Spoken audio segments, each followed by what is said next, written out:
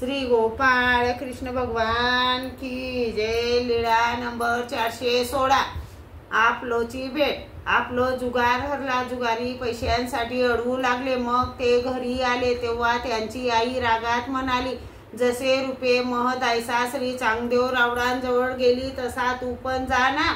आणि सर्वज्ञांचे नाव ऐकताच त्याला शक्ती संचार झाला आणि तसाच तो निघाला। रात्र चालून सर्वज्ञांच्या दर्शनाला आला। सर्वज्ञांना सकाळचा पूजावसर झाला होता। सर्व अंगाला चंदन कपाळी चंदनाचा आडवा टिळा, गळ्यात माळ असे सर्वज्ञ पूर्वेकडील सोंडीच्या आकाराच्या ओट्यावर उभे होते। तेव्हा आपलो आला। सर्वज्ञांना दंडते घातली, श्रीचरणा लागला। त्याला कावरे बावरे बघून महादायसा विचारू लागली, का रे बा तू असा इकडे कोठे? तेव्हा सर्वज्ञांनी सांगितले, बाई याला अगोदर पाणी पाजा मग विचारा। हे रस्त्याने नदी ओलांडत होते परंतु पाणी पित नव्हते। महदायसाने पाणी आणले पण त्याने पाणी घेतले नाही। ते म्हणाले, मी सर्वज्ञांच्या